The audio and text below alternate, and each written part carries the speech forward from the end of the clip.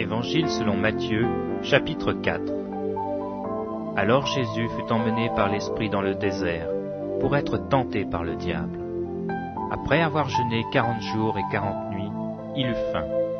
Le tentateur s'étant approché lui dit, « Si tu es fils de Dieu, ordonne que ces pierres deviennent des pains. » Jésus répondit, « Il est écrit, l'homme ne vivra pas de pain seulement, mais de toute parole qui sort de la bouche de Dieu. » Le diable le transporta dans la ville sainte, le plaça sur le haut du temple et lui dit, « Si tu es fils de Dieu, jette-toi en bas, car il est écrit, il donnera des ordres à ses anges à ton sujet, et ils te porteront sur les mains, de peur que ton pied ne heurte contre une pierre. » Jésus lui dit, « Il est aussi écrit, tu ne tenteras point le Seigneur ton Dieu. » Le diable le transporta encore sur une montagne très élevée, lui monta tous les royaumes du monde et leur gloire, et lui dit, « Je te donnerai toutes ces choses si tu te prosternes et m'adores. » Jésus lui dit, « Retire-toi, Satan, car il est écrit, tu adoreras le Seigneur ton Dieu, et tu le serviras lui seul. »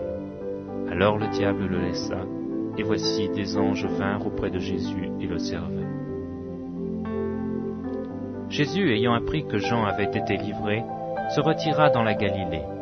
Il quitta Nazareth et vint demeurer à Capernaum, situé près de la mer, dans le territoire de Zabulon et de Nephtali, afin que s'accomplisse ce qui avait été annoncé par Ésaïe le prophète. Le peuple de Zabulon et de Nephtali, de la contrée voisine de la mer, du pays au-delà du Jourdain et de la Galilée des gentils, ce peuple assis dans les ténèbres a vu une grande lumière.